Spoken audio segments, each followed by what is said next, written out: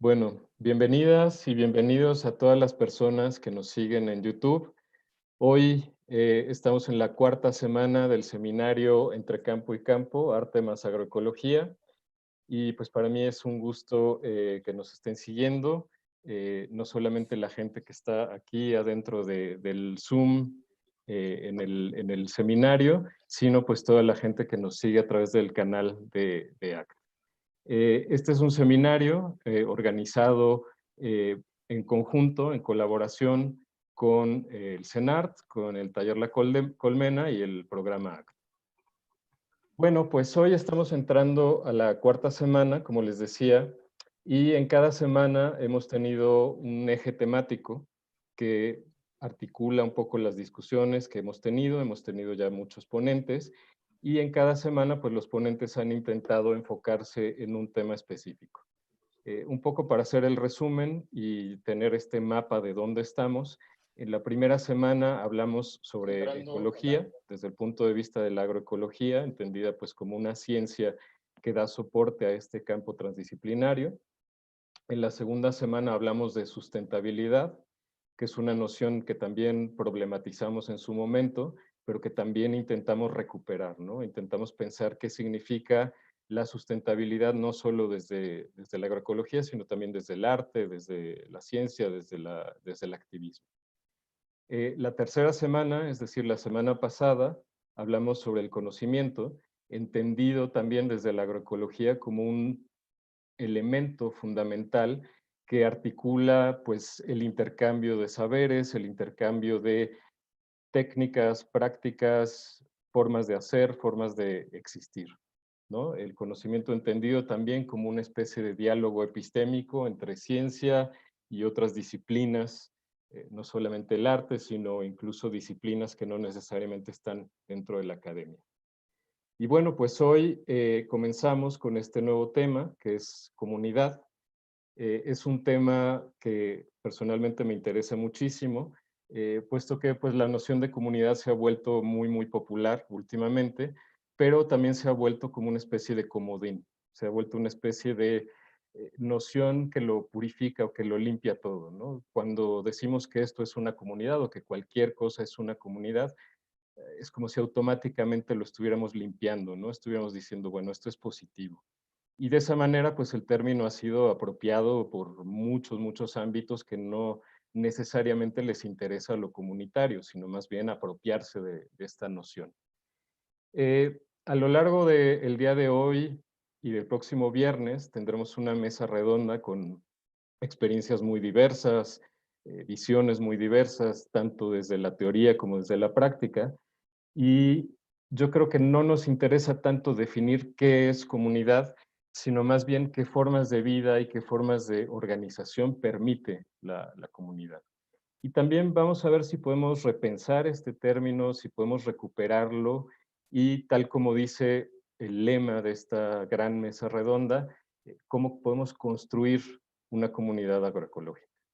Bueno, pues sin más presentación, los dejo por ahora en manos de mi compañero Alejandro Ortiz, que va a moderar esta primera parte. Y bueno, pues como les decía, bienvenidas, bienvenidos y allá vamos. Gracias, Eugenio. Bueno, pues sí, bienvenidas a todas y a todos. Tenemos casa llena y estamos completos para esta primera mesa. En esta semana también innovamos porque es una mesa dividida en dos sesiones. Y vamos a comenzar primero con la presencia de Felipe Barrera y Carlos Sumano del colectivo Chinampayolo. Chinapayolo es una sociedad cooperativa de chinamperos que se conforma en el año 2015 para reflexionar sobre nuestro territorio material e intangible, cambiar la forma en cómo hacemos nuestros trabajos, repensarnos y volvernos dueños de nuestro futuro, acompañados de colaboraciones con la UAM, el Instituto de Biología y la Facultad de Ciencias de la UNAM, UPIXA e IPN, la Universidad del Claustro de Sor Juana, la Universidad Autónoma de Chapingo y colectivos cooperativos como Tecaltitla, Pachoa, Olintlali, Escuela Chinampera Los Tres Pescaditos, Apiario Atotolco, La Trajinera del Conocimiento y Conciencia Apícola. En el año 2018, a nivel nacional, obtuvieron el reconocimiento de Conavio dentro de las historias de éxito y acciones por la naturaleza en la 8ª Semana de la Diversidad Biológica y en 2019 por Semarnat dentro de las experiencias ecológicas para salvar el planeta. Aquí termino con la semblanza de Chinampayolo. Hay una experiencia de la que nos van a hablar y es la construcción de una escuela como tal, un proyecto académico. Entonces, pues bienvenidos, Felipe, Marcos, estamos a sus órdenes. Muchas gracias por aceptar la invitación. Bien, pues gracias a todas, a todos. Miren, pues traemos una presentación. Pues estoy acompañado esta tarde por Carlos Humano, que también forma parte de la cooperativa. Mi nombre es Felipe Barrera. Y bueno, pues vamos a presentar pues todas las estrategias que venimos realizando desde pues ya más de 5 años aquí en el colectivo. Actualmente Chinampayolo es una sociedad cooperativa. Justo cumplimos 3 años el 5 de septiembre de este año ya, pues de manera formal, oficial. Ahí, pero bueno, el trabajo es más amplio. Tenemos compañeros que tienen pues más de 25 años de experiencia, ¿no? Que pues son hacen aportaciones muy valiosas, ¿no? Bien, no sé si quieras... No. Vamos a la presentación. Vamos a la presentación, bien. Entonces, es compartir la pantalla que está... No, bien, ok. Ahí está, ¿verdad? Listo. Muy bien. Bien. Bueno, la presentación que tenemos el día de hoy se llama Estrategias chinamperas desde la agroecología para la defensa y cuidado del territorio lacustre chinampero. Muchas gracias por la invitación. Bien, primero, la sociedad cooperativa se encuentra laborando en la zona chinampera de Xochimilco. La zona chinampera pues, es un territorio agrícola que fue creado hace más de 2000 años. Y me gusta mucho, voy a iniciar con una lectura de Hugo Iriart, que va más o menos así. La historia de Xochimilco es la historia de un jardín escondido, el Hortus Conclusus, rescatado de la bárbara inquietud de los humanos. Un jardín mágico, tal vez donde el tiempo se detuvo, un huerto antiguo y delicado que se quedó, como en los cuentos, dormido. Pero, ¿qué hay dentro en el jardín prodigioso y oculto? Imaginemos una historia de ciencia ficción. Un joven naturalista descubre un extraño jardín claustral, un huerto donde los frutos crecen a sorprendente velocidad y se dan enormes y lozanos. El naturalista penetra al jardín con fractura y escalamiento y descubre los secretos de las técnicas agrícolas del futuro. Entre paréntesis, mientras una extraña muchacha lo mira atentamente con sus rojas pupilas desde una alta ventana de la casa. Así puede ser Xochimilco. Esta historia le cuadra, solo que las técnicas agrícolas avanzadísimas no pertenecen a un futuro fantaseado y prometedor, sino a nuestro pasado precolombino. Bien, pues esta es una introducción muy bonita de lo que es Xochimilco. Esta imagen que estamos viendo es muy posible que sea la misma imagen que vieron los españoles cuando llegan a la cuenca del Valle de México. Bien, ¿qué ha pasado con los 5 lagos pues que caracterizaban al valle? Pues miren, con línea roja está delimitada el perímetro original de los 5 lagos. Actualmente tenemos en azul turquesa los últimos remanentes de los humedales que quedan, ¿no? En la parte norte está el lago de Zumpango, en la parte media el lago de Texcoco, y al sur, al lado izquierdo, está el lago de Chalco, y a la derecha está el lago de Xochimilco. Y bueno, ya tenemos también como referentes históricos esta pintura. Es una pintura de 1625, es del Zócalo capitalino. Tenemos ahí a la derecha un cuerpo de agua. Y bueno, hay un detalle ahí, un acercamiento de cómo están pues las canoas llevando mercancías, ¿no? Y bueno, así ha sido esta historia. Actualmente pues seguimos transportando nuestras hortalizas, nuestras herramientas en canoas, muy parecido a la imagen que vemos aquí. Bien, el contexto actual. Tenemos muchos problemas, ¿saben? Aquí en la zona chinampera. Hay problemas de carácter biológico, de carácter social, económico, y bueno, es muy complejo. Hay una sobrediagnosticación de toda esta problemática, eso es importante mencionarlo. Hay muchísimos estudios que han mencionado, que tratan de abordar todos los problemas que vivimos en este cotidiano, ¿no? Nada más quiero hacer énfasis en la parte de urbanización. Se pierden al año 32 hectáreas de chinampa. Esto desde el año 2000 son datos de la PAOT, y al año también aparecen 11 asentamientos irregulares. Y bueno, a este paso tan acelerado, pues creo que no tenemos un futuro tan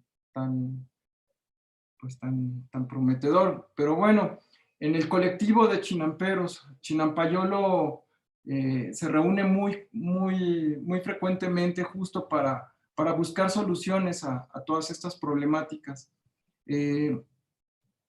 Las preguntas que tenemos en esta ocasión es, y que queremos compartir con ustedes, es ¿qué es lo que debemos cuidar, desarrollar y fortalecer en conjunto y desde la comunidad chinampera para la defensa y reproducción del territorio? Estamos hablando de un territorio material e intangible. Más adelante vamos a hablar de esto. Y bien, si son las chinampas un campo de resistencia que indica una alternativa al modelo agroindustrial. Y bueno, podemos ahondar más esto, es ver si la chinampería es una forma alternativa de cómo concebimos el mundo actualmente, cómo la humanidad se está relacionando con su entorno, con nuestros semejantes, con todos los seres vivos, ¿no? Y bueno, aquí es cuando surgen momentos esperanzadores entre la misma comunidad chinampera, ¿no? Cuando empezamos a descubrir que sí hay respuestas a estas preguntas. Bien, esta es la primera fotografía de Chinampayolo. Fue la primera foto oficial que se tomó el grupo. Y justo se plantean estrategias de acción ya ante toda esta problemática. La primera es retomar la agricultura tradicional, que son prácticas agroecológicas. La agroecología en Chinampa pues lleva más de 2000 años, ¿no? Es inherente también la conservación y la restauración con las prácticas agroecológicas. De la misma forma, también la organización social es importante, ¿no? La chinampa se crea en comunidad. Hacer una chinampa o ser chinampero de forma aislada es bastante pesado, y donde hemos visto que hay muchos avances, muchas colaboraciones, alianzas, justo es en la organización que hemos tenido como comunidad. Bien, ya una vez que estamos pues organizados, con este entendimiento, con esta confianza, se puede hablar de una economía. Hay distintas formas de abordar la economía desde la Chinampa, ¿no? También vamos a platicar un poco de ellas. ¿Cómo interpretamos como colectivo nuestro territorio, ¿no? Hay lecturas del territorio que hacemos en el grupo. Y finalmente, vemos a nuestra comunidad como un lugar de encuentro, de aprendizaje, donde la escuela chinampera no es lo que va a cambiar nuestro entorno o va a solucionar los problemas, es lo que va a cambiar, lo que va a transformar el territorio, justo son las personas que se están formando ahí en esta escuela, en este espacio de conocimientos, ¿no? Yo lo llamaría como un tequio de saberes, ¿no? Es lo que hacemos muy comúnmente. Bien, dentro de la agroecología, yo hablaría de agroecologías y conservación. Hay técnicas y prácticas desde la agroecología que son bastante conocidas y lo que sí no se alcanza luego en la comunidad a profundizar son las narrativas de conservación. Hay enfoques como el ecodesarrollo, los culturalistas, la ecología política, y bueno, no se diga de los nombramientos que hace la UNESCO, que hace la FAO, que hace el Ramsar, ¿no? Entonces, tenemos todas estas herramientas, todos estos enfoques, justo para pues fortalecer y darle más forma a nuestras estrategias, ¿no? En las fotografías tenemos un humedal, es pues un refugio de ajolotes. Ya tiene filtros de agua, son biofiltros, es una asociación de plantas acuáticas que van purificando el agua. Y bueno, abajo es un tequio que comúnmente hacemos justo para darle mantenimiento a estos refugios de vida silvestre. Bien, de las prácticas que más me gustan, pues compartir justo son estas pruebas de cromatografía. Es una técnica que utilizamos aquí en la cooperativa, es para hacer análisis de suelo. Son estos discos redondos que parecen como soles. Se diluye el suelo en soluciones de sosa y se va difuminando en un papel filtro. Y estas son las imágenes que tenemos, son imágenes de vida, ¿saben? Un suelo que no tiene vida se manifiesta, se interpreta, tiene una forma de un círculo negro, ¿verdad? Y bueno, sí es mucha la diferencia. Y bueno, al final, pues estas hortalizas es la manifestación de todas estas prácticas que estamos haciendo. Saben, los chinamperos nos alimentamos con buenos alimentos. Tenemos una alimentación de muy, muy buena calidad. Nosotros cultivamos para nuestras familias. Eso es el principio de todo esto, ¿no? Bien, la organización social. Nosotros nos reunimos también para organizar y tener encuentros. Aquí hay una foto del encuentro continental Red de Semillas de Libertad. Llegaron compañeros de Perú, de Argentina, de Brasil, de Colombia, de todo Centroamérica, muchos compañeros de Centroamérica, justo para hacer este intercambio de semillas. También nos organizamos, no nada más para hacer chinampería, para cultivar, ¿no? Nos reunimos para, abajo está, hicimos una obra de teatro en época de Navidad, la famosa Chinamparela, y bueno, pues estaban los chinamperos, los diablos, los ángeles, y bueno, pues son formas también que tenemos para unirnos más, ¿no? Más allá de la agricultura. Bien, participan pues nuestras mamás, nuestras tías, participan también instituciones de investigación, instituciones de educación. Aquí tenemos una foto de son compañeras y compañeros de la Facultad de Ciencias, que también nos han acompañado en estas actividades de conservación. Igual también hay compañeros en este caso son un grupo astillero de teatro, que también pues ha acompañado al colectivo, a la Chinampa, y han fructificado en la puesta en escena, ¿verdad? De estos títeres, Corazón de Agua. Y bueno, Felipe, tienen medio minuto, si quieren bien, ir.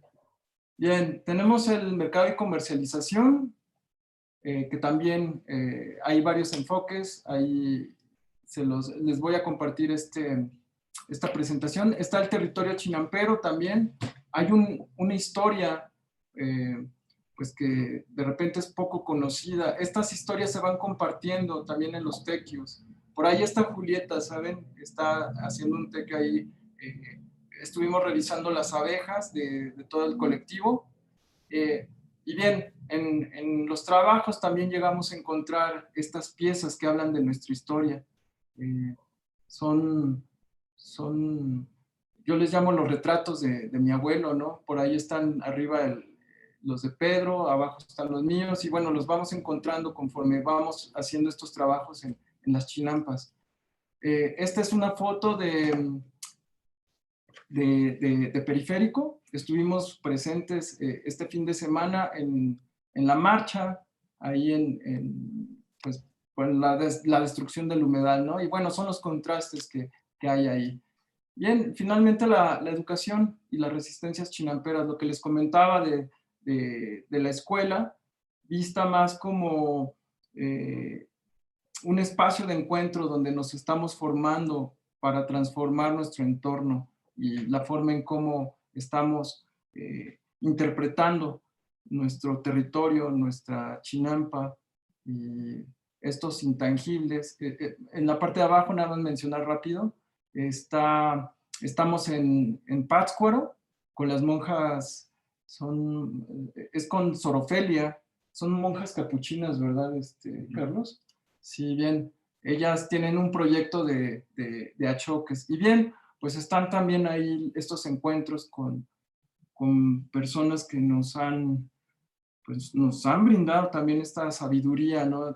Está Sebastián Piñeiro en la parte de arriba, en la parte de abajo está Freddy Delgado, él estuvo colaborando ahí con la Ley Marco de la Madre Tierra, mi compañero Pedro, que es un expertazo en todo la parte de los ajolotes. Bueno, Perdón, Felipe. Bien, es la última. Con esto cierro. Digo, volveremos a la conversación un poco más tarde. Les agradecemos por esta primera presentación y pasamos entonces a nuestros siguientes invitados, que son Néstor Quiñones y Mauro Giaconi. Néstor por parte de La Quiñonera, Mauro por parte de Obrera Centro, y que ahora tienen un proyecto en común que se llama La Quiñobrera. Rápidamente sobre Néstor, ellos harán ahorita su presentación. Sobre Néstor podemos decir que es un artista multidisciplinario que se ha mantenido desde finales de los 80 con una postura definida y crítica ante los convencionalismos y las fórmulas establecidas en el mundo de las artes, generando proyectos en donde involucra no solo la creación, sino una preocupación permanente por sanear los males que aquejan a las políticas culturales del país.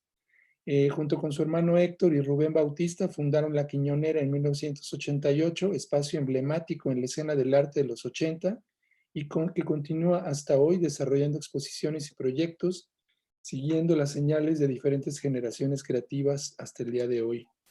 Por su parte, Mauro obtuvo una licenciatura en la Escuela Nacional de Bellas Artes Prilidiano Pueyrredón de Buenos Aires en 2001. Desde 2011 vive y trabaja en la Ciudad de México. Su trabajo se enmarca principalmente en el terreno del dibujo, expandiéndose desde ahí hacia otras disciplinas, como la arquitectura, explora la precariedad y el cuerpo como territorios en conflicto. En 2015 cofundó Obrera Centro y La Errateca, un espacio dedicado a la experimentación artística interdisciplinaria y una biblioteca popular de herramientas, respectivamente. Trabajan también el tema de la cocina y la comida, y hoy pues juntos tienen este proyecto que es la fusión La Quiñobrera, y del cual pues nos hablarán en este momento. Bienvenidos, Mauro, Néstor, gracias por estar aquí. Gracias, buenas tardes. Buenas, buenas. ¿Por dónde empezamos? ¿Empiezas tú? Empiezo yo. Por favor. Bueno, pues habíamos planeado finalmente ser como bastante sintéticos en función de lo que ha correspondido a cada uno de los espacios de forma individual, y después hablar de la fusión que vamos a hacer, que estamos haciendo ahora con La Quiñobrera. Entonces, bueno, yo nada más les cuento rápidamente que pues, La Quiñobrera es un espacio que desde 1988 más o menos está funcionando como un espacio muy abierto para mucha clase de expresiones artísticas y sociales, y tenemos desde esa fecha para acá, pues siendo un espacio que le interesa finalmente una interacción de comunicación y de comunidad compleja, en el sentido de que en realidad siempre hemos trabajado muy abiertos a toda clase de tendencias y formas estéticas o de preocupaciones sociales, y eso le ha dado a La Quiñobrera como una cierta, digamos, versatilidad en función de que es una especie de espacio abierto para poder ejercitar y explorar muchas de las cuestiones que se están dando de forma contemporánea constantemente, ¿no?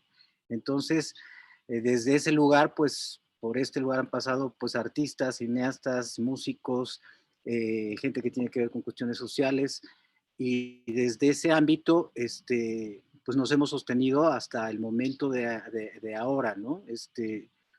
La Quiñobrera precisamente como que ha mantenido siempre una postura hasta cierto punto marginal desde mi punto de vista, porque siempre ha tratado de conservar su libertad para poder generar los proyectos que le importan o que le parecen importantes, ¿no? Entonces, desde ese lugar, creo que es más o menos lo que yo podría hablar ahorita de La Quiñobrera. Bueno, buenas tardes. También puedo hacer una breve introducción de algunos de los proyectos en los que estoy involucrado desde hace varios años.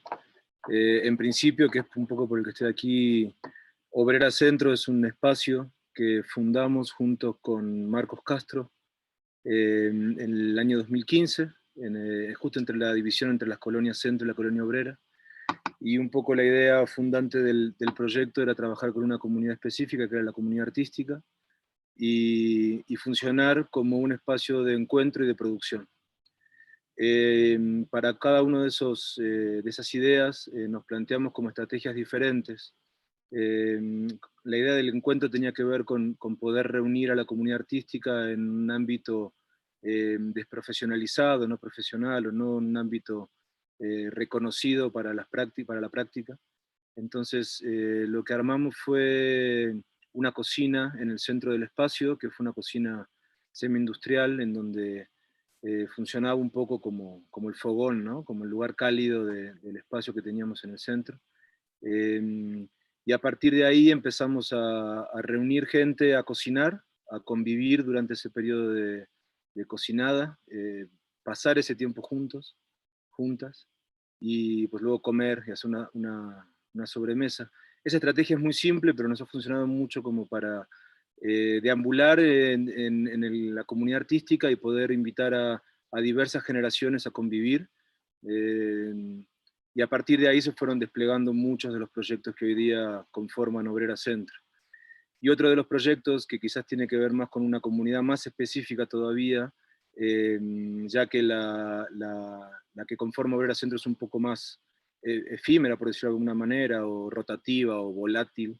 La Rateca se funda también junto con Obrera Centro y funciona como una biblioteca popular de herramientas. Básicamente la idea era generar una comunidad de confianza y de producción, en donde cada integrante de la Rateca, para poder asociarse, tiene que donar una herramienta en comodato. El comodato es una figura de préstamo, entonces no es un proyecto de capitalización, sino es un proyecto de administración de los bienes comunes de esa comunidad.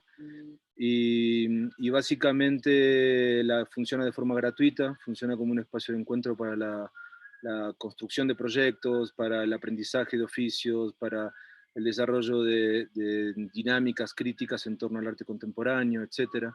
Y la Rateca ahora funciona como una asociación civil, sin fines de lucro, y bueno, estamos ya aterrizados aquí en el proyecto que quizás podemos platicar un poquito, que se llama La Quiñobrera. ¿Quieres empezar tú?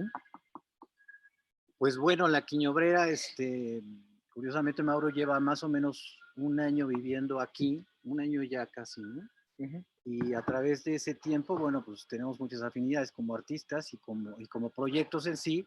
Y a partir precisamente de la pandemia, empezamos a coincidir con la idea de a lo mejor hacer una fusión precisamente de proyectos, entendiendo la diferencia que cada proyecto tiene en sí y pensando en una forma de complementarlos, ¿no? Complementar sus propias intereses y sus propias naturalezas para poder también entender que tenemos que hacer una alianza de fuerzas, ¿no? Desde ese lugar hemos estado empezando a diseñar algunos aspectos, por ejemplo, precisamente muy vinculados a la cuestión de la ecología y a la cuestión de la permacultura para poder utilizar el espacio que tiene esta casa de muchas formas en las que podamos también generar una dimensión de autosuficiencia y de trabajo comunitario con la tierra que podamos aquí desarrollar. Siempre se ha hablado en torno a esta fusión de proyectos y de espacios, como generar preguntas y espacios de aprendizaje constantemente. Básicamente, ya sea desde Obrera Centro, desde la Errateca, como muchos de los proyectos que se han desarrollado en La Quiñonera, tienen un común denominador que es como una búsqueda de espacios de aprendizaje alternativos.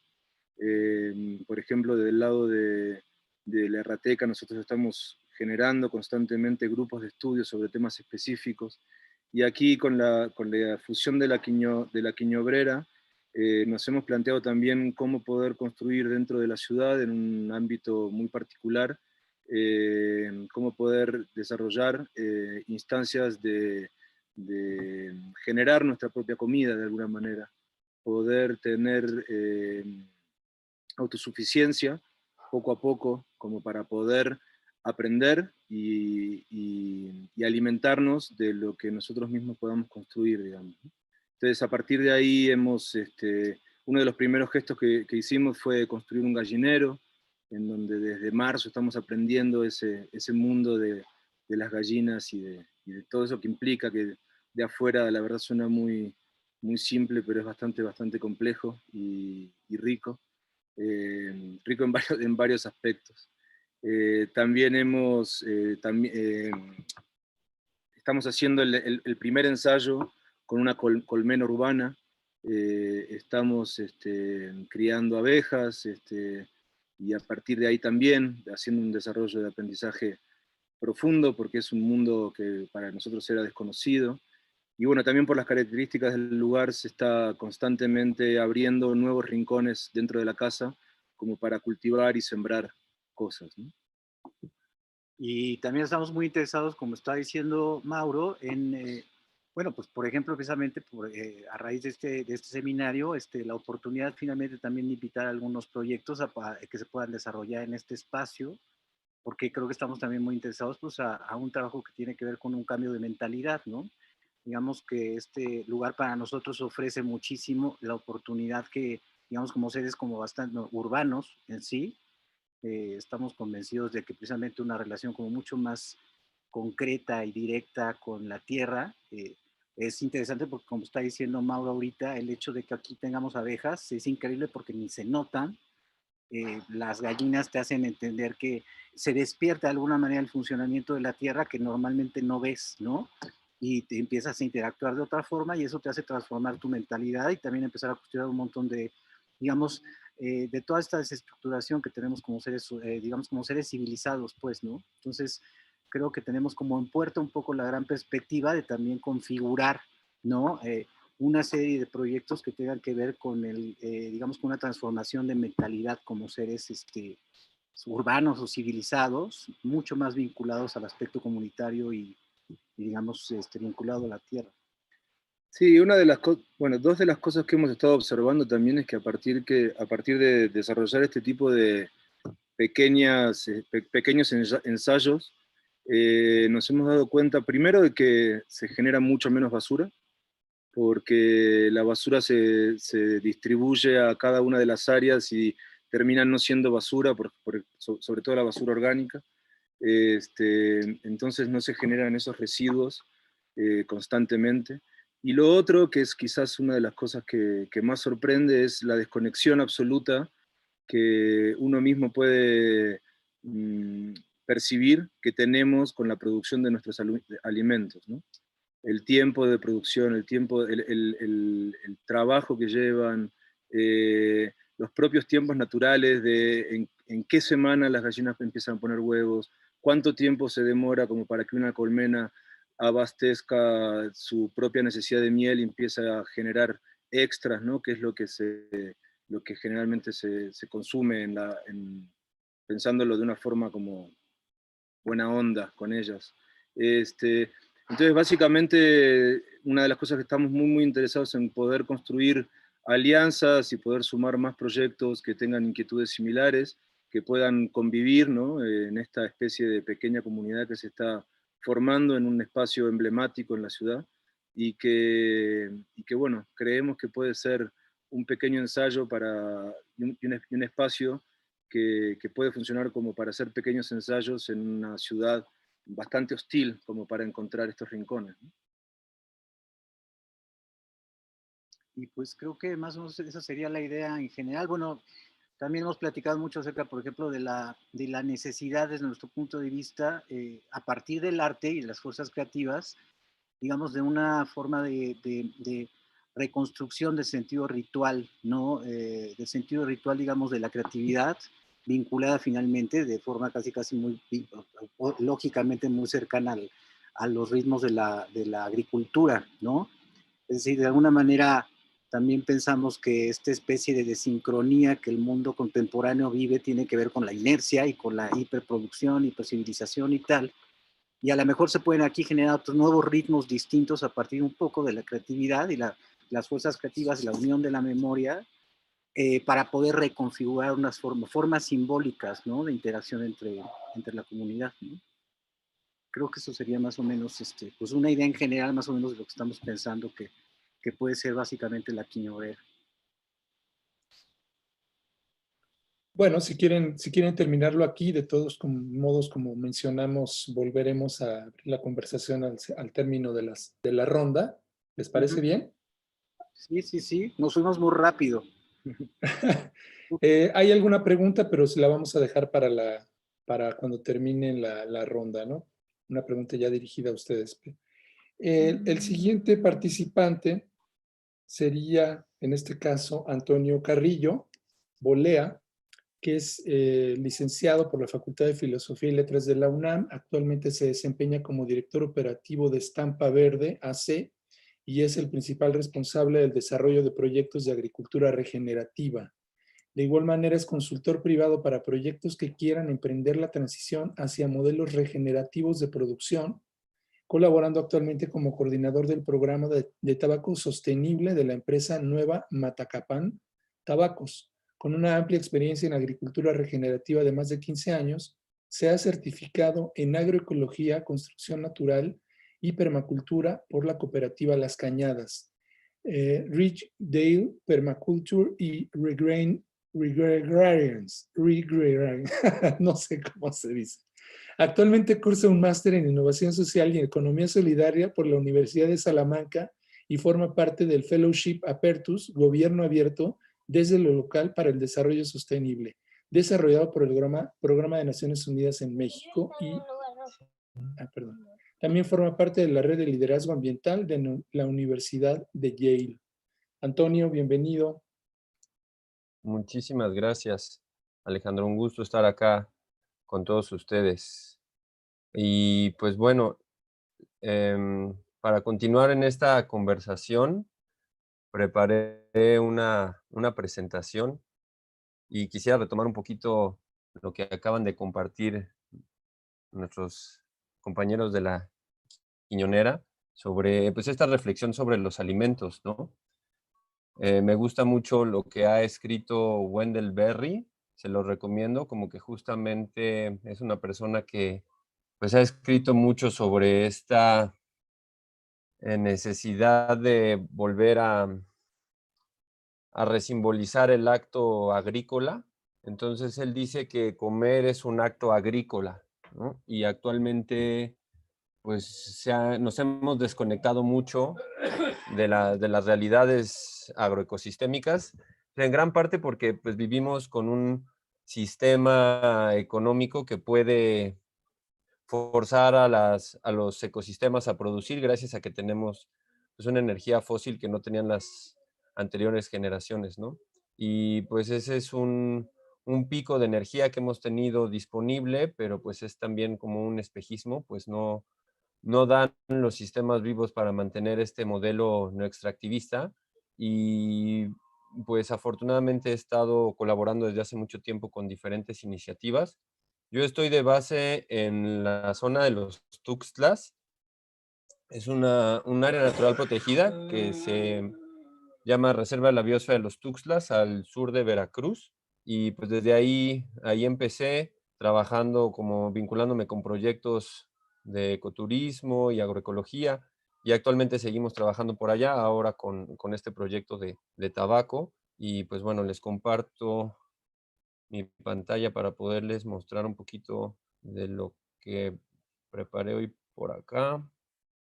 No sé si ya lo están viendo. Sí, Perfecto. No me está jalando a mí. Bien, ok.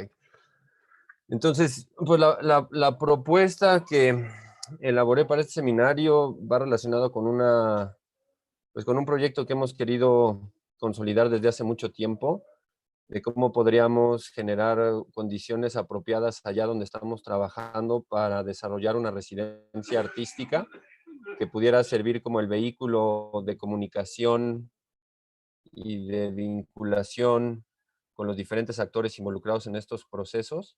Y pues lo llamamos leyendo el libro La naturaleza entre paisajes regenerativos, una manera en la que la agroecología y el land art se encuentran, por ponerlo de alguna manera. Y lo que ustedes ven de fondo es una imagen de un proyecto con el que estuve colaborando en Oaxaca, que era un ingenio, bueno, es una zona de abastecimiento de un ingenio azucarero, y se tomó un rancho que estaba muy deteriorado y se hizo un planteamiento de diseño regenerativo con permacultura y así. Y pues a la vuelta de 4 años tenemos resultados súper interesantes, ¿no? Entonces, pues ese camino de regeneración es posible y súper deseable, ¿no? Esta es una pequeña imagen de donde vivo, en este lugar que se llama Rancho Los Amigos, y ha sido, pues lo que quiero que se queden con esta imagen es la idea del gremio, ¿no? Entonces, lo que se ve ahí es un gremio de plantas, que es un gremio que desempeña una función muy específica, que es una barrera rompevientos, donde yo estoy ubicado ahí, estoy frente a la costa, entonces entran vientos muy fuertes, no pegan huracanes, pero sí vientos del norte, estamos del lado del Golfo, entonces con los frentes fríos, cuando acá en la Ciudad de México baja la temperatura, ya tenemos rachas muy fuertes de vientos hasta 120. Entonces este es un gremio funcional de diferentes plantas, casuarinas, pandanos, bambú, algunas nativas y otras exóticas, pero pues todas tienen que ver con este orden que decidimos ponerle al espacio para que pudiera producir. Gracias a que tenemos ese gremio funcional ahí, atrás yo puedo tener este huertito donde tenemos, pues me he centrado mucho en plantas perennes, o sea, plantas que no se mueren con la cosecha, porque pues tienen diferentes beneficios, ¿no? Aparte de eh, darte mucho tiempo libre de no tener que estar continuamente sembrando y sembrando, sino que también pues van robusteciendo con el paso del tiempo, su sistema de raíces se vuelve más fuerte, son más tolerantes a plagas y enfermedades, ¿no? Entonces el gremio funcional que está detrás permite que toda esta explosión de biodiversidad se pueda dar en un espacio contenido y biodiverso, ¿no? Esto es como parte de mi trabajo, lo que hago, es justamente como ese ensamblaje de gremios funcionales. Entonces, este es un cultivo en curva a nivel donde asociamos piña con zacate limón, con otras especies que fijan nitrógeno atmosférico, que generan biomasa. Y pues si ustedes lo hubieran visto antes, este era un terreno degradado, era un terreno marciano, arcillas deterioradas, porque pues la región de los Tuxtlas sufrió, como mucha parte del sur de México, pues una ganaderización forzada en los 60s y 70s.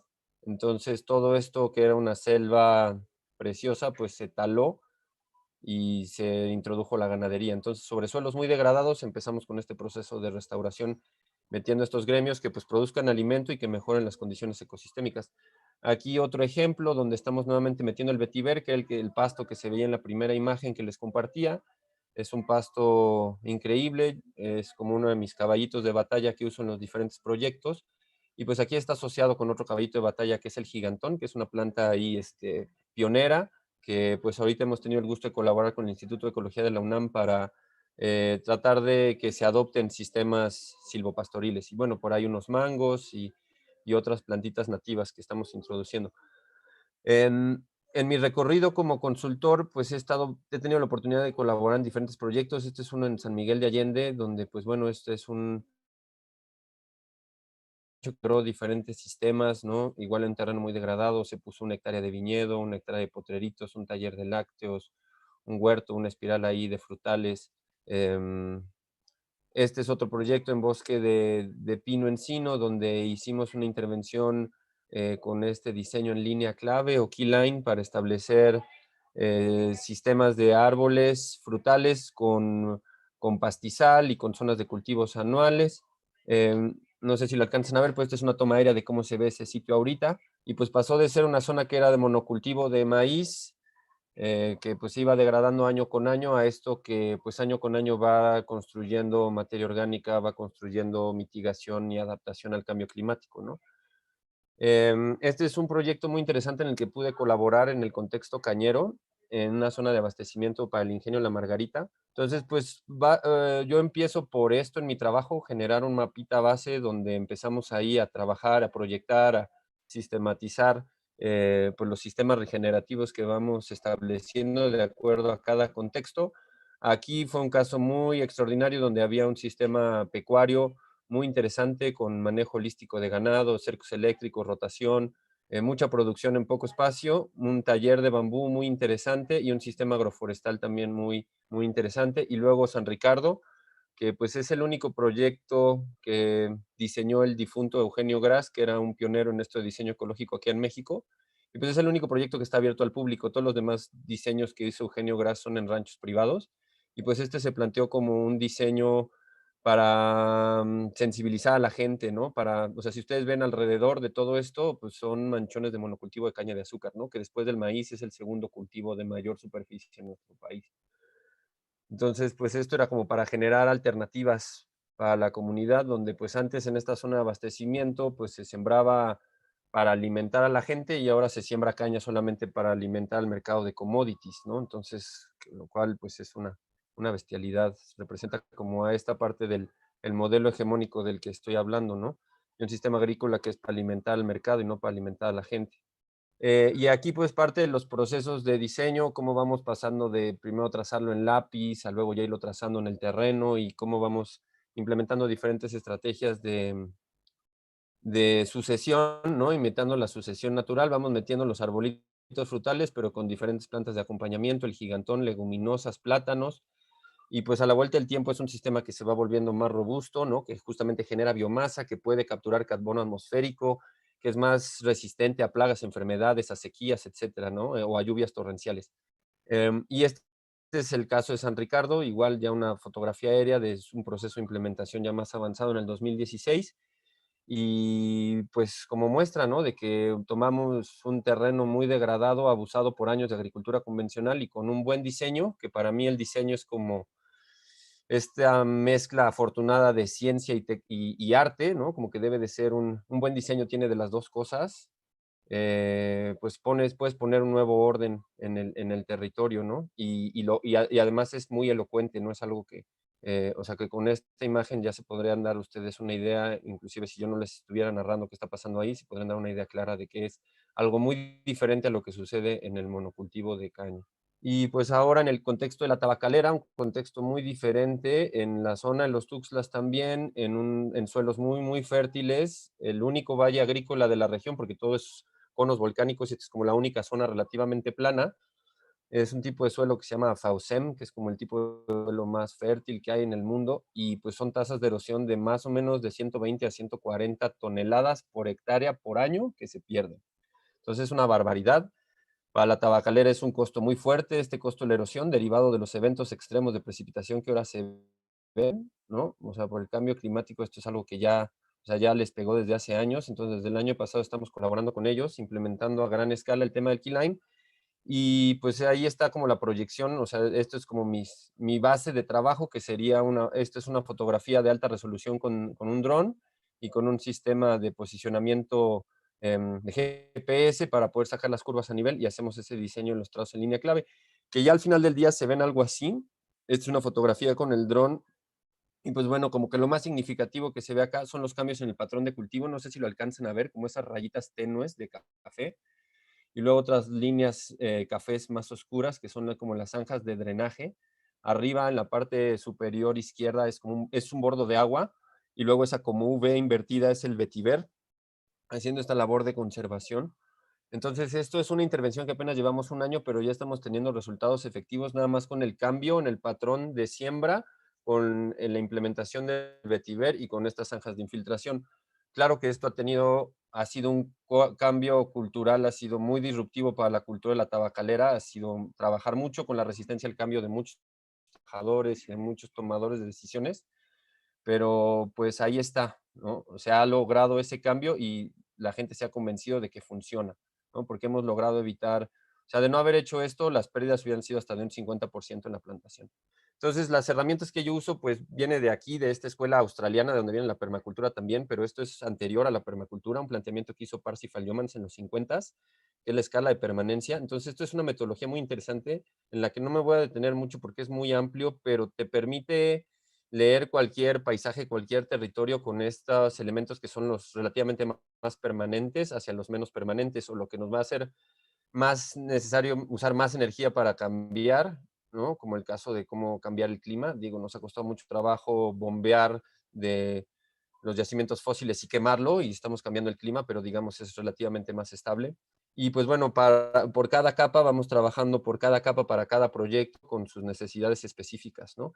Y pues yo me estoy parando en hombros de gigantes, en hombros de Yeomans, en hombros de Alan Savory, que es ese viejito que está ahí arriba, y de Darren Doherty, que es el que tiene esta iniciativa que se llama Agrarians, y está sacando un libro muy bonito, The Agrarians Handbook, para dedicarle por cada capa. Él le ha sumado 2 capas más, aparte de las 8 que ya tenía Yeomans, que sería la de los mercados y la energía, para abordar cualquier proyecto, actividad productiva humana prácticamente, ¿no? Es una metodología eh, muy robusta, con unos planteamientos técnicos muy puntuales, y pues él está haciendo este esfuerzo titánico de condensarlos en estos manualitos.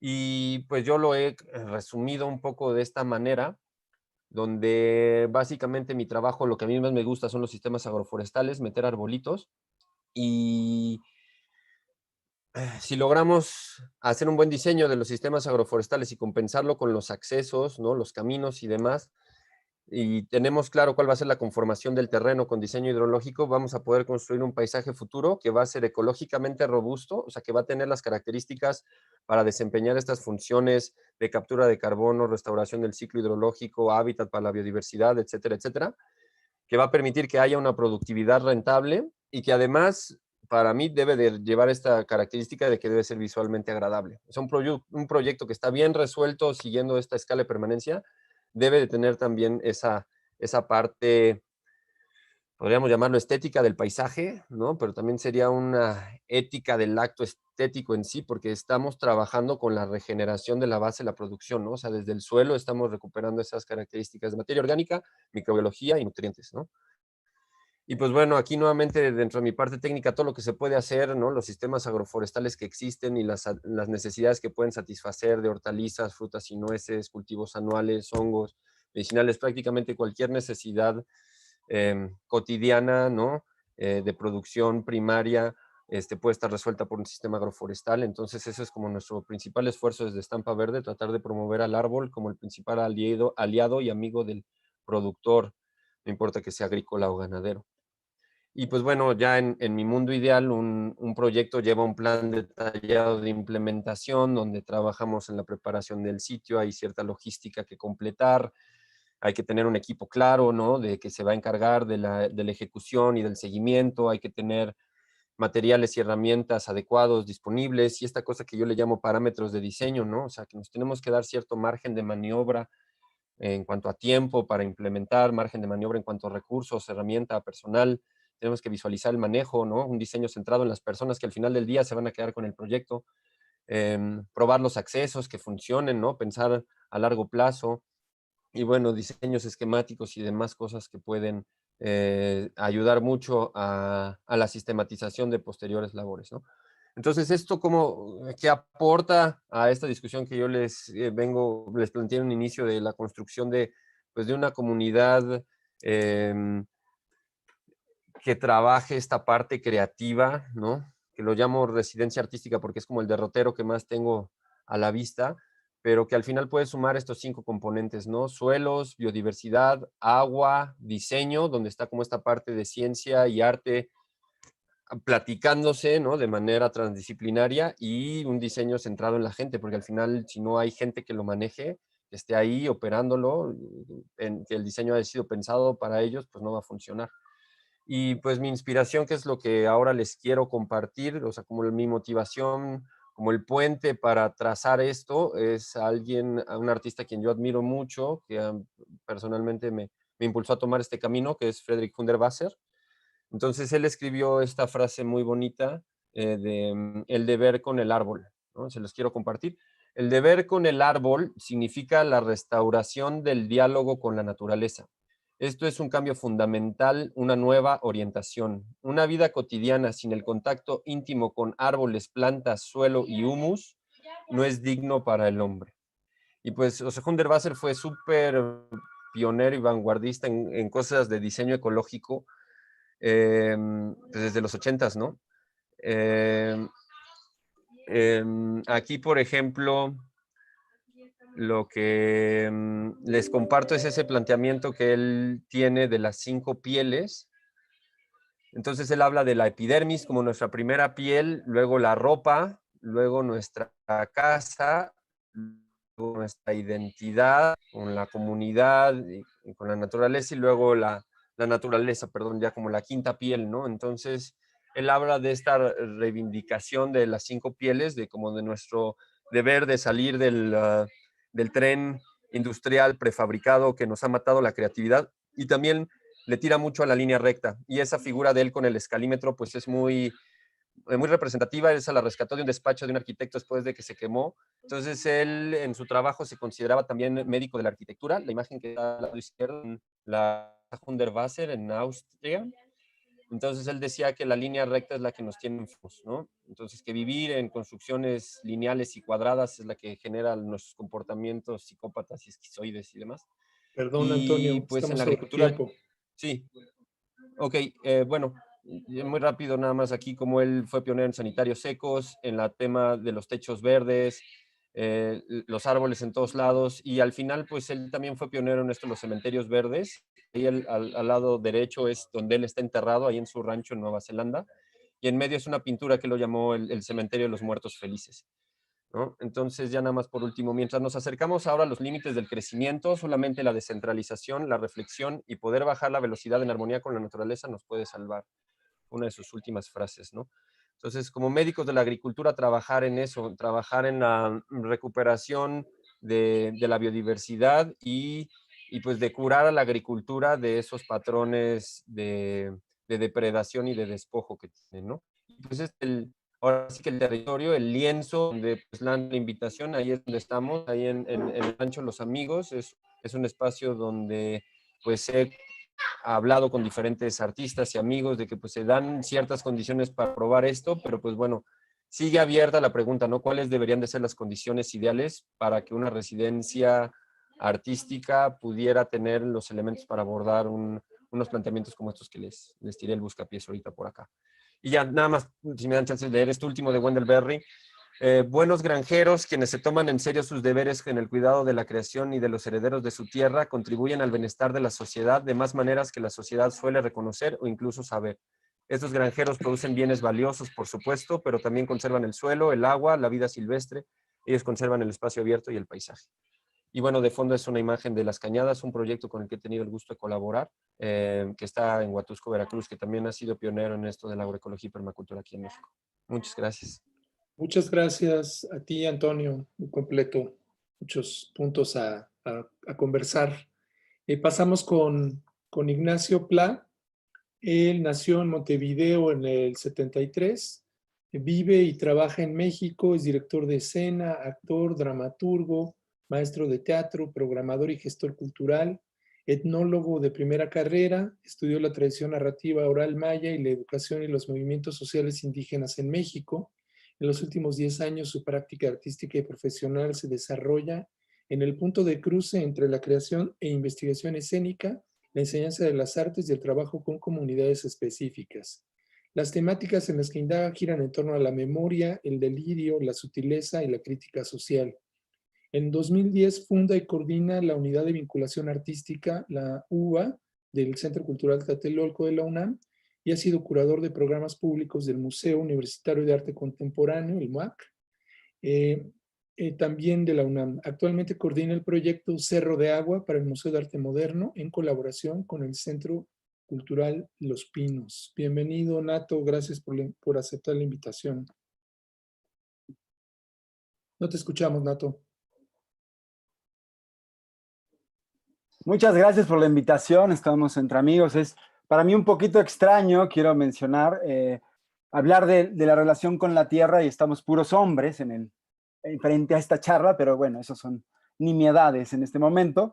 Ya estamos, también estoy muy contento de estar aquí. Y bueno, mi idea es platicar un poco también en torno a lo que se discutía sobre la comunidad y lo que ha sido mi trabajo actual o mi obra que considero yo que tiene muchísimo que ver con esta construcción de puentes y construcción de acción desde el arte, la vinculación comunitaria, la ecología y el espacio público. Ahora que mencionaban esto de los árboles, que me gustó mucho esa presentación también, en esta idea africana de el árbol, un pueblo que no conoce su historia es un árbol sin raíces, dice un dicho africano de Senegal. Pero bueno, yo quería contarles muy rápidamente también preguntas que me estoy haciendo desde un proyecto amplio en el que estoy ahora, que es el Cerro de Agua, pero que viene de un camino anterior que tiene que ver con pensar la comunidad. Yo cito siempre ahora a Yasnaya Aguilar, una escritora y lingüista mije, que dice, hablar de comunidad es inquietar la propia idea del Estado, es decir, apelar a pensarnos juntos sobre los procesos de autoorganización que implican las comunidades y las capacidades que tenemos de imaginarnos y de crecer juntos. Y también hay otra definición de comunidad que me gusta mucho, de una mujer boliviana que dice, una comunidad es un grupo de gente que se cuida entre todos. Y quizá desde ahí es que he ido yo tratando de pensar cómo plantear a partir de trazar sobre el territorio, es decir, plantear el territorio como un espacio, no solamente como la idea de lo socialmente habitado, sino también un espacio o un lienzo desde donde dialogar, construir y pensar la actualidad. Y desde ahí es que yo he planteado una serie de trabajos. Voy a compartir rápidamente pantalla para contarles un par de cosas. Esto es como el antecedente para después hablar de Cerro de Agua, que es el proyecto actual. Y esto tiene que ver con una iniciativa que yo hice los últimos 2 años, que se llamó Me Sobra Barrio, justamente en una demarcación muy precisa que es esta de la Ciudadela, alrededor del Centro de la Imagen, este museo de fotografía tan importante. Es que hicimos una propuesta de incidencia, diálogo y sobre todo de una lectura de la realidad a partir de un trabajo en este contexto. Y ahí es donde hicimos por convocatoria abierta. A mí me gusta mucho la idea de trabajar a partir de convocatorias, en el sentido de cómo un poco funciona, o más bien cómo funciona este escenario del cual estoy muy contento de estar, que es a quién le hace sentido una llamada como esta también. Y también creo que el arte está construido de muchas llamadas y de muchos hallazgos y encuentros, al igual que las comunidades. Y es así que se planteó la idea de trabajar en un territorio específico y pensar desde la idea de una discusión de cómo podemos dialogar y cómo podemos desarrollar proyectos que planteen desde su fundamento procesos colaborativos y coparticipativos. Yo como, digamos, como tejedor de esta idea, como el que abre un espacio así, al final, para mí ha sido un gran deleite el propiciar situaciones que permitan conocer las estrategias distintas para construir diálogos y, por lo tanto, construir nuevos relatos sobre la realidad que cohabitamos. En este caso fueron 2 años, algunos proyectos tuvieron que ver con distintas comunidades, del mercado de artesanías de la Ciudadela, comunidad alrededor de por ejemplo, tiene que ver con un proyecto, este es del segundo año, lo que les estoy mostrando, un trabajo sobre el cuerpo en los jóvenes y digamos, el territorio del cuerpo como un espacio de disputa. Y creo que se asocia para mí también la idea de pensar el territorio donde se trabaja y la lectura que se pretende hacer de manera colectiva a través de las distintas propuestas, hablar como de un cuerpo vivo, el territorio como un cuerpo vivo. Y tuvo que ver con un proceso de gentrificación y de expulsión del edificio Trevi, que hoy ya se privatizó, y todas las experiencias y dar voz, como también pensar que la posibilidad del trabajo para quizá preguntarnos cuál es el sentido de la comunidad hoy en un estado de emergencia como el actual, en donde yo entiendo emergencia como lo que emerge y lo que urge discutir y pensar, podemos utilizar y pensar la realidad de manera crítica. Otro que tuvo que ver también con la gentrificación y el proceso de devastación de la ciudad, con una serie de artesanos que trabajaban en la calle de Revillagigedo. A otro que tuvo que ver con la experiencia cotidiana de toda una serie de personas que pasaban por una plaza. Y por ejemplo, de una comunidad de migrantes, de mujeres migrantes que después de muchos años de estarse buscando, trataban de identificar qué pasaba con las mujeres que estaba retornando el gobierno de Trump y crearon toda una asociación que se llama Otros Dreamers de Acción y un comité de mujeres repatriadas y desterradas y bueno, como todo estuvo a través de esta organización, el pensar la realidad actual de las mujeres, todo esto en unas oficinas que tienen a 2 cuadras del museo. Entonces, también el pensar justamente el cómo podemos plantear iniciativas que nos permitan imaginarnos de forma distinta. Cuando yo en este momento era un trabajo muy centrado en la comunidad barrial, la idea de barrio como todo un territorio de sentido. Y después este año, bueno, desde hace 2 años que estamos trabajando en la propuesta, pero pudo realmente articularse hasta este año, es que decidí trabajar la idea de construir un laboratorio de investigación y creación artística llamado Cerro de Agua, a partir de la idea, pues para mí central, o más bien, ahora que escuchaba, bueno, al principio hablaban los compañeros de las Chinambas, del Chinampayolo, justamente de este territorio y de buscar esta nueva futura tecnología a través del pasado, es que yo me hice una pregunta que tiene con cómo podemos utilizar o pensar parámetros de cosmovisión, quizá que vienen de orígenes muy antiguos, para pensar la realidad actual. Y es que yo retomo la idea de Cerro de Agua, que viene de la palabra Altepetl, en náhuatl, que en el centro de México fue, pues no nada más un patrón de asentamiento fundamental, sí, alrededor del cerro, el manantial y la fuente de agua, sino la idea de este es el cosmos vivo, completo, en donde el ser humano es uno más de los seres, además de los árboles, las plantas, los cultivos, los animales y todas las especies que conviven. Y hice una propuesta de investigación, un laboratorio abierto para trabajar en el bosque de Chapultepec, bajo el principio básico de Chapultepec. El nombre originario es Chapultepec Ameyalco, es decir, el Cerro del Chapulín, donde nace el agua, donde hay un manantial de agua. Y justamente como fue todo un lugar de asentamiento que después con digamos, los aztecas tratando de fundar ahí, tuvieron 50 años y después fueron expulsados, pero como una idea de patrón de asentamiento fundamental para pensarnos hoy en día. Y entonces, como un contexto quizá más alejado de lo agroecológico en el sentido de lo agrícola, pero sí para pensar ecológicamente y ecosistémicamente nuestra realidad contemporánea. Y es que hice este planteamiento todavía por convocatoria y donde ahora planteo justamente una idea del cohabitar, es decir, el construir sentido junto con todas las especies que conviven ahí. Particularmente quiero señalar antes de seguir cómo el trabajo en el espacio público, pues el espacio público es un territorio de lo político, de lo simbólico, muy complejo, siempre disputado, siempre en transformación. Y bueno, como ustedes saben, este proyecto se planteó para el Museo de Arte Moderno, y curiosamente, o particularmente después viene este proyecto de Chapultepec, que no tiene nada que ver con esta iniciativa, y de repente conviven en el mismo espacio, donde es quizá después del Zócalo, pues es el otro espacio de mayor peso histórico y simbólico en nuestro país. Y de pronto la dimensión de lo político y lo social pues está ahí y uno no puede dejar de mirarla y de pensar y de contribuir a pensarnos de otra manera. Y esto pues no tiene nada que ver con un proyecto de millones de pesos, ni mucho menos, sino justamente con una iniciativa colectiva para construir conocimiento. El otro día tuve la oportunidad de escuchar la conversación que tuvieron el viernes y justo José Miguel señalaba esta idea de cómo se construye y se reparten los conocimientos. Yo también retomo la idea de la palabra saber o de saberes y justamente es una propuesta para repensar juntos los saberes. Aquí, bueno, menciono esta idea del Altepetl, en donde yo la estoy planteando pues, básicamente desde dos perspectivas, es decir, el Cerro de Agua como ecosistema ligado a la idea de origen de las personas y sus pueblos, que sintetiza una geografía sagrada y que incluye la cueva, la cima y los seres vivos que la habitan, la flora, la fauna y los seres humanos.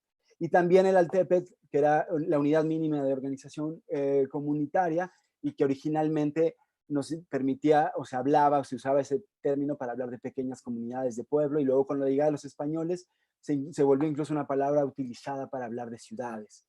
Y básicamente, como propuesta de objetivos, es justamente cómo crear una propuesta inédita de aproximación multidisciplinaria a un espacio, que en este caso es el bosque, que hay toda una discusión si es un bosque, es un parque, pero bueno, simbólicamente todavía es un bosque, desde una perspectiva artística, socioambiental y de vinculación comunitaria. Y creo yo mucho que también parte de la discusión de las comunidades y sobre todo desde el arte es justamente descentrar todas las prácticas artísticas que han habido y justamente tratar de pensarlas desde un lugar integral, transdisciplinar y que no deje una huella en el ecosistema tan drástica. Y ahí, bueno, justamente trato de hacer una perspectiva que retome lo antropológico, lo agroecológico, la permacultura, la ecología y la crítica política también. Y también me interesa desbordar a los museos, cuestionar las prácticas ecológicas, las prácticas museísticas, las prácticas artísticas. Y entonces creo que esto es un pretexto también para pensarnos, para pensar cómo retomar un concepto que quizá viene de otra época, es simplemente un punto de partida. ¿A dónde lleve el laboratorio?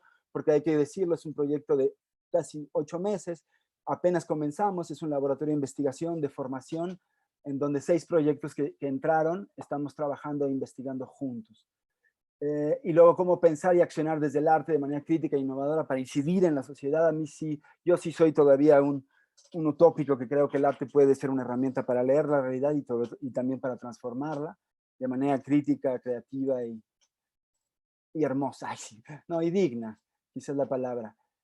Y cómo crear arte para imaginar futuros posibles de vida digna, de transformación social, desde la ecología, la bioética y la empatía con todos los seres que cohabitamos y generar nuevos territorios de significación. Está planteado por convocatoria, ya lo dije, con un seminario de formación, con una serie de... Y la idea es que después tenga una salida pública de 2 meses con una exposición el próximo año. Se seleccionaron 6 proyectos que paso a contar muy rápidamente porque ya no tenemos tiempo. Y justamente con los proyectos que vamos a trabajar, uno tiene que ver con la memoria de los distintos cuerpos de agua que tiene Chapultepec, que tiene que ver con un trabajo de una fotógrafa y una antropóloga que buscan también cuestionar el fracaso de la modernidad y el fracaso del Estado a través de toda la experiencia y la historia que ha habido de los distintos espacios de agua, desde la primera hasta la tercera sección, desde los lagos más conocidos hasta el Parque Atlantis y los baños de Moctezuma. Hay otro proyecto, perdón que me voy rápido porque la idea de ellos es, bueno, trabajar un libro objeto, pero con una parte de programa público en toda la exposición muy, muy importante. Hay otro que tiene que ver justamente con lo que iniciaban al principio los de Chimalpoyolo, que es la idea de, o qué pasa con las cuencas.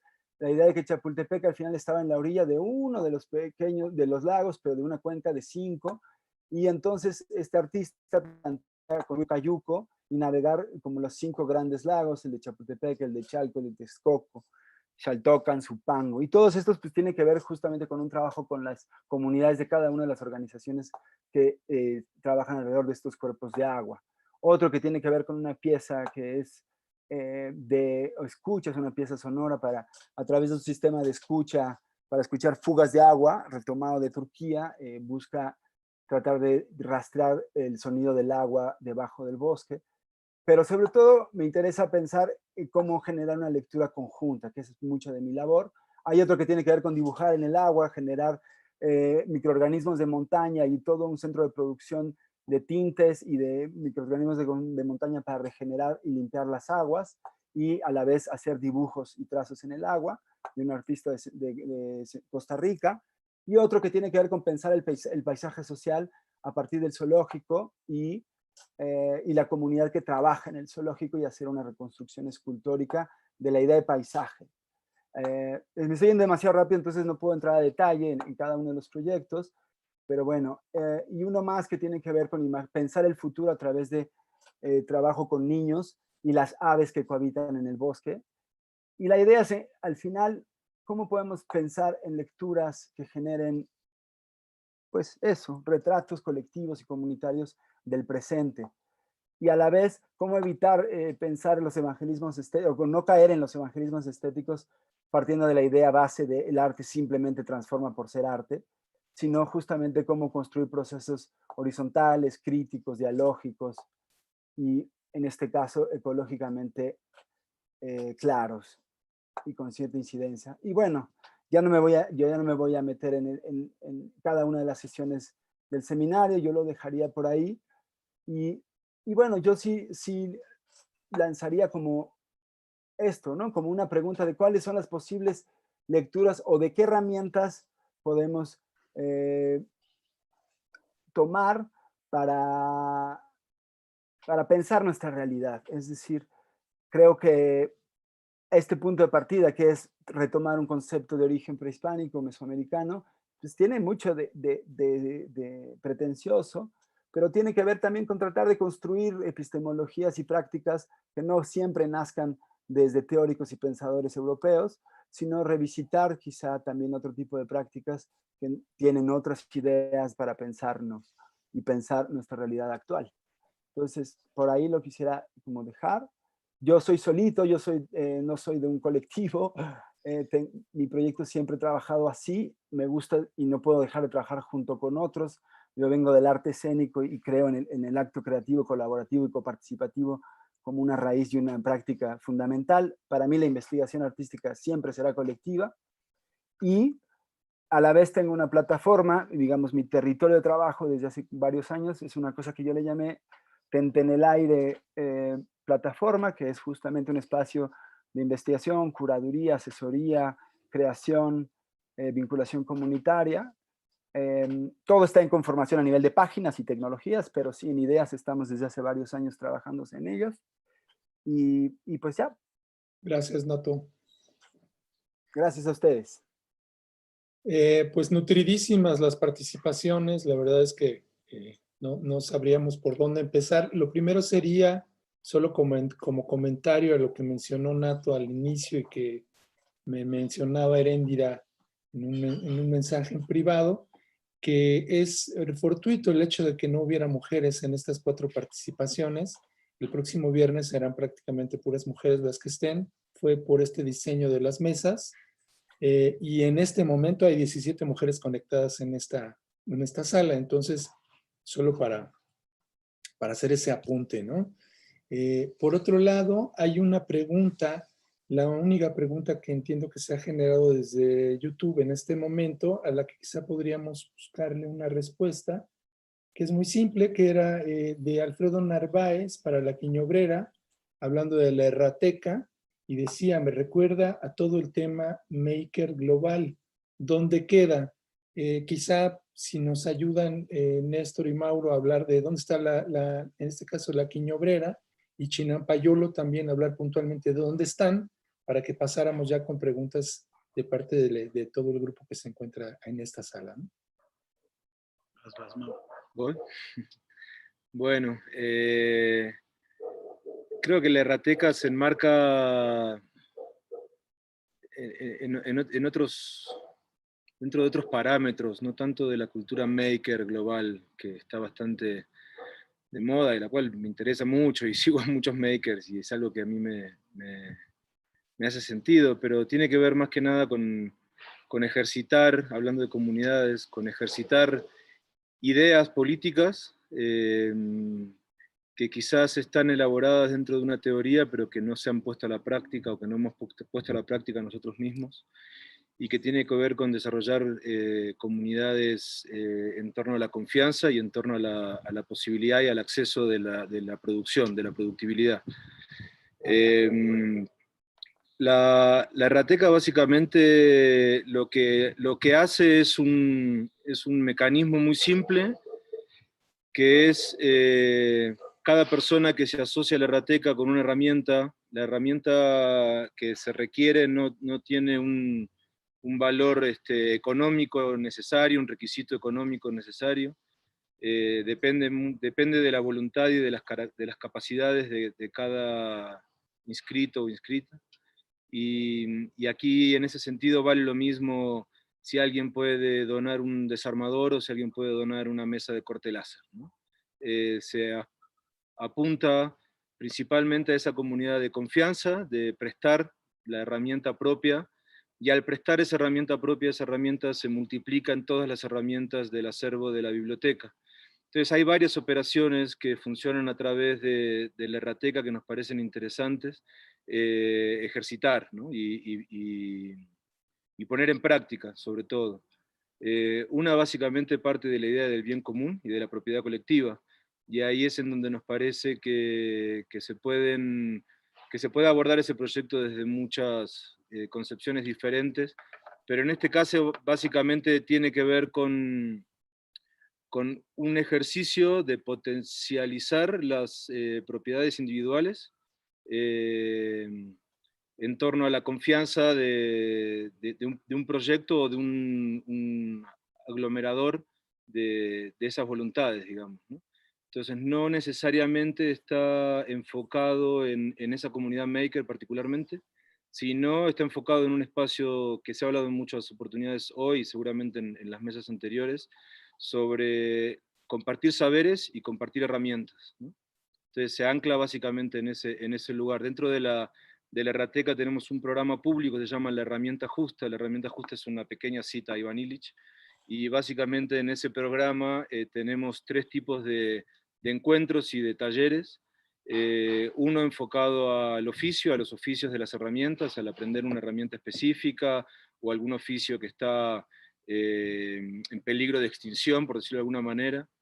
Por otro lado, trabajamos en comunión con el proyecto de la cocina de Obrera Centro, en donde también parte del programa público de la Errateca tiene que ver con encuentros culinarios, encuentros de cocina. Y el otro tiene que ver con pensamiento crítico dentro de la comunidad, dentro del arte contemporáneo, digamos. Entonces, donde invitamos a críticos, a pensadores, a curadores, a exponer investigaciones que están en torno al uso o al entendimiento de la herramienta dentro del arte contemporáneo puntualmente. Perfecto. Muchas gracias. Me preguntabas también dónde estábamos ubicados. Con Obrera Centro y con la Errateca, esta es nuestra tercera sede, y esperemos que dure más tiempo que la última, porque son esfuerzos muy grandes construir y gestionar espacios que no requieran o no le demanden un costo a los proyectos, un costo económico, y esa es gran parte de la gestión que venimos haciendo, encontrar o conseguir espacios o dinámicas que puedan generar instancias accesibles, ¿no? En torno de lo económico, sobre todo. Y puntualmente ahora estamos en lo que fue históricamente la Quiñonera, que ahora se fusió con Obrera Centro, y llamamos el proyecto de la Quiño Obrera, y estamos en el pueblo de la Candelaria, en el sur, en Coyoacán. Sí, entiendo que es Santa Cruz 111, ¿no? Así Sí. es. Ok, gracias. En el caso de ustedes, Felipe Chinapayolo, bueno, los ubicamos en las Chinapas de Xochimilco, pero tienen puntualmente un espacio ahí en el Tianguis que está enfrente del Parque Ecológico, si no me equivoco, ¿no? Justo donde está ahorita el tema del humedal y la batalla por ese territorio. Sí, así es. Mira, justo voy a compartir pantalla para mostrarles un mapa de más o menos cómo estamos distribuidos. Déjame, está aquí en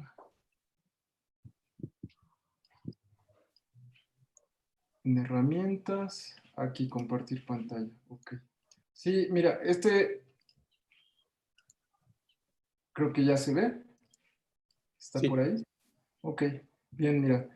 Esto es lo último que queda de los humedales en Xochimilco, la alcaldía Xochimilco. Hay estudios que han zonificado la zona chinampera. Nosotros estamos en la zona B, que es la de Cuemanco.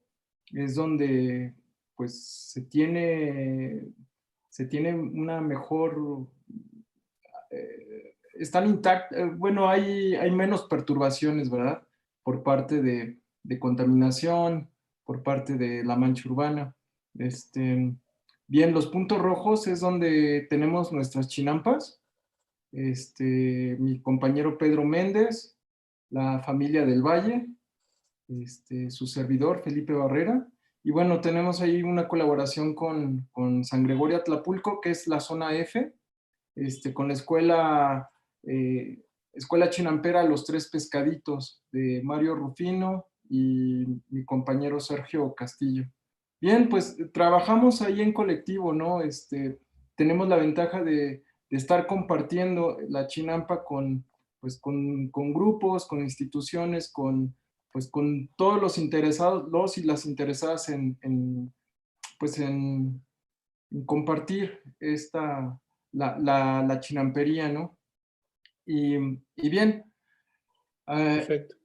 esto es prácticamente el territorio. Nos embarcamos por el embarcadero de Cuemanco. Tenemos una colaboración por ahí con el Instituto de Biología de la UNAM en la estación biológica. También ahí tenemos chance de estarnos embarcando.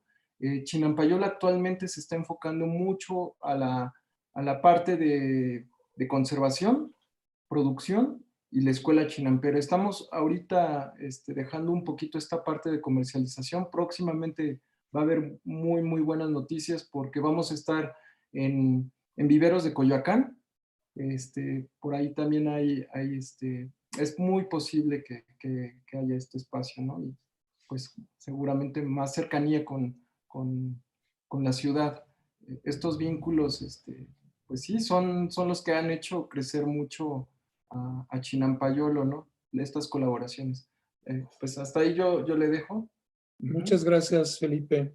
Ujú. Bueno, antes de cerrar la transmisión, si quieren, hay una pregunta de Fabricia que puso en el chat. Hay otro intercambio que se dio con Antonio, pero bueno, entre Rodrigo y Antonio hubo preguntas y respuestas. Si quieren, lo conversamos ahorita en la segunda parte. Pero de parte de Fabricia hay una pregunta para todos. No sé si la quieras formular directamente, Fabricia, antes de que cerremos la transmisión y continuemos a puerta cerrada. Puede ser como decidan, ¿no? Bueno, buenas tardes a todos y todas. Bueno, mi pregunta, para mí queda claro, mi pregunta es sobre si pueden caracterizar el tipo de comunidad con quien trabajan procesos agroecológicos, ¿no? Entonces, para mí queda claro que los chinampayolos son la comunidad chinampera.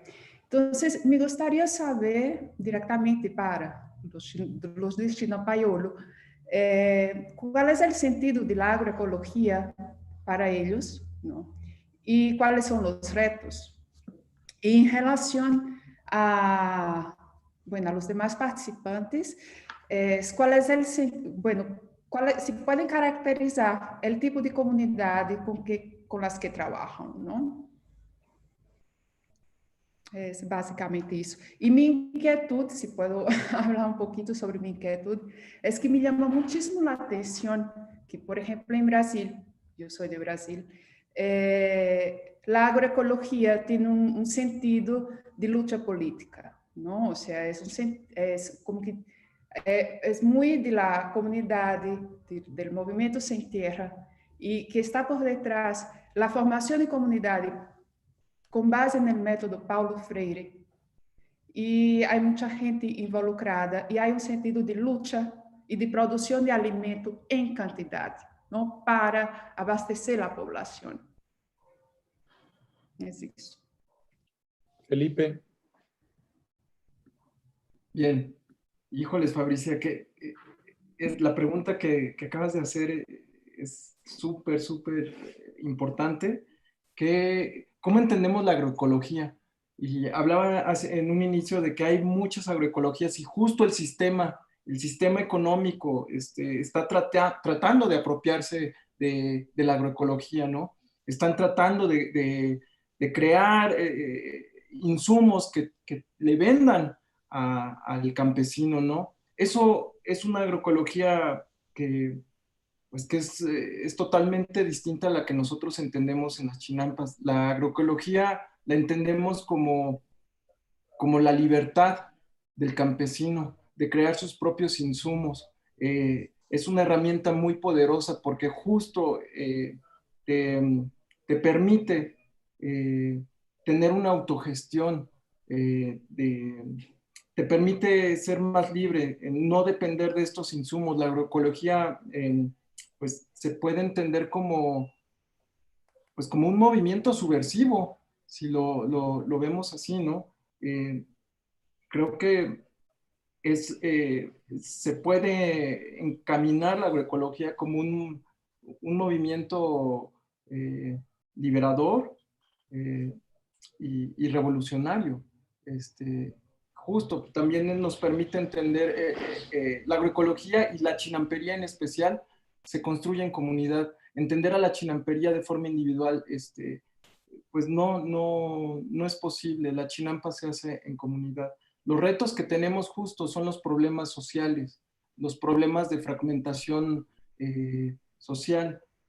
¿Sabes? El mismo sistema ha hecho que en nuestras comunidades se hayan roto estos tejidos sociales que cuestan mucho trabajo. De verdad que es el reto de Chinampayolo, poder tener estos encuentros y estos tejidos, hacerlos más fuertes, ¿no? ¿Qué es lo que tenemos que hacer justo para poder hacer ese tejido con ustedes, ¿no? Y bueno, ahí está sobre la mesa, pues también es parte de lo importante de tener estos diálogos con ustedes, ¿no? Yo hasta ahí le pararía. Gracias. Gracias, Felipe. No sé si quieran, en este caso, Antonio, había una segunda parte de la pregunta, ¿cómo caracterizan a las comunidades con las que trabajan o hacia las que se dirige el trabajo que están haciendo? Sí, creo que era como esta parte de cómo se flexibiliza el modelo que tenemos, porque al final, como decía yo en mi presentación, es un diseño centrado en el usuario final, o sea, como que las prácticas agroecológicas hay muchas y muy buenas, pero tiene que ser algo que se construya desde la base. Con este enfoque, pues nosotros sí, como algo que trabajamos mucho es el tema desde el suelo, ¿no? De que pues se tiene que pensar también como en el paisaje futuro que van a dejar a las siguientes generaciones. Entonces, desde ahí, pues nosotros como desde la consultoría o el apoyo o acompañamiento técnico, pues nosotros lo que podemos hacer es girar recomendaciones en función de lo que la gente descubra que quiere hacer y no nada más ahorita, sino futureándole a 30, 50 años, ¿no? Porque pues la mayoría de los sistemas agroforestales que al final se acaban implementando, pues solo se vuelven robustos en el caso del trópico húmedo, pues después del año 8, año 10, ¿no? Entonces, pues es un proceso largo, es un proceso de largo aliento y nosotros pues lo que hacemos es facilitar esas preguntas detonadoras para establecer el contexto y por eso en nuestra metodología nos parece muy valioso la aportación de Alan Savory de definición del contexto holístico, ¿no? De quiénes son los tomadores de decisiones, cuál es la base de recursos y cuál es el paisaje futuro que quieren. Y no es nada más un paisaje en cuanto a recursos naturales, sino también qué tipo de relaciones, qué tipo de gobernanza, qué tipo de instituciones quieren tener cerca, ¿no?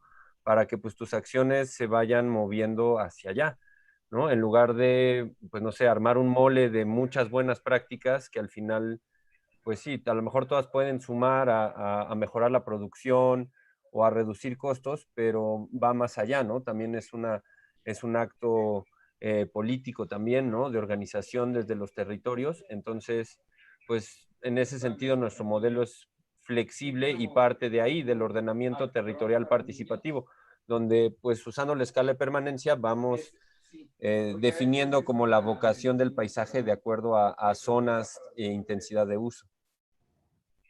Entonces, pues no sé si por ahí un poco contesté esa pregunta o hay algún... Gracias, Antonio. Nato. Sí, yo quería comentar varias cosas. Me gustó, digo, me parece muy interesante la pregunta. Yo personalmente, cuando conocí el concepto y la práctica de la agroecología, debo decirlo, lo conocí como uno de los 3 ejes del movimiento zapatista contemporáneo, en donde justamente decidieron seguir un camino que por un lado trabajara la construcción de la educación autónoma, por otro lado la construcción de un sistema de salud basado también en los saberes y los conocimientos, pero también de la medicina contemporánea, entonces todo un proceso de construcción de hospitales y de recuperación de muchos saberes de medicina tradicional. Y por otro lado, el trabajo de agroecología, que el que yo conocí fue, bueno, con gente que yo vi fantásticamente inteligente y maravillosa, que venían de la Universidad de Chapingo, que hicieron todo un proceso de recuperación a partir de los acaguales y toda una revisión justamente en contra de los transgénicos y como parte de una de las banderas fundamentales del zapatismo actual, para el autosustento, para la recuperación de la tierra, para la recuperación de los maíces tradicionales y para la recuperación de muchísimas prácticas perdidas y además en una experiencia donde muchísimos venían de haber sido despojados de sus tierras. Entonces, parte de la recuperación del territorio no solamente fue ocupar las fincas, sino también desarrollar nuevos mecanismos a partir del trabajo agroecológico. Me parece que también que en ese sentido, cuando preguntas sobre las comunidades, creo que es para mí lo que yo retomo tanto la agroecología para pensarnos en la Ciudad de México, en un contexto, en el dado caso inicial barrial, pero ahora en un contexto de un espacio público como es y simbólico tan importante como es el bosque, pues creo que son muchas porque la realidad es compleja y en ese sentido es que recurro también a pensar desde las herramientas bioéticas y biopolíticas. En este caso en particular, en este año, por los proyectos que están, pues yo te podría hablar que el proyecto trabajará con cuáles comunidades, con los trabajadores del zoológico, con los niños de unas escuelas de Tacubaya, con la gente que cuida y limpia los jardineros y la gente que trabaja alrededor de los distintos cuerpos de agua y la limpieza de las aguas en el bosque, con gente de las organizaciones que están en la defensa del agua de los distintos espacios, ya sea del Museo Comunitario de Jico en Chalco, ya sea de los pescadores de Zumpango, ya sea también de Xaltocan, de todos los comuneros de la zona. Entonces, hay un trabajo como también de ampliar las redes y tratar de pensar que cómo está concentrado el entramado social y político, pues hay muchas capas que se pueden ir pensando cómo interactúan y dialogan, y ahí hay muchas comunidades en juego. Ahora pues también pues la comunidad artística, evidentemente trabajamos en un grupo de artistas, pero justo es como la idea de trabajar en un territorio específico pues tiene que ver con tal vez generar desde el arte una práctica que tiene más que ver con visibilizar o dar ventana a las realidades que ya están ahí sucediendo. Y ahí, en este caso, en Cerro de Agua, plantear que la comunidad o las comunidades que cohabitan son muchas. Y ahí es que incluimos y queremos aprender de la relación con el bosque, las plantas, las hojas, de la comunidad de aves que hay, de mariposas, entender cómo, y pensarlos en esa integración como todo un planteamiento de una lectura de la realidad viva e interconectada, ¿no? Y siempre desde una visión crítica y política.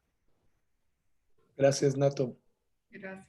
Si les parece bien, Néstor, Mauro, si quieren cerrar con algún comentario en relación precisamente a este punto, la comunidad a la que se dirigen, con la que trabajan, o las comunidades, y con esto cerramos la transmisión, ¿no? Pues bueno, es interesante de alguna manera con el tiempo este espacio, la Quiñonera, originalmente es, digamos, un punto de confluencia entre diferentes como, digamos, tipos de comunidades sociales, ¿no?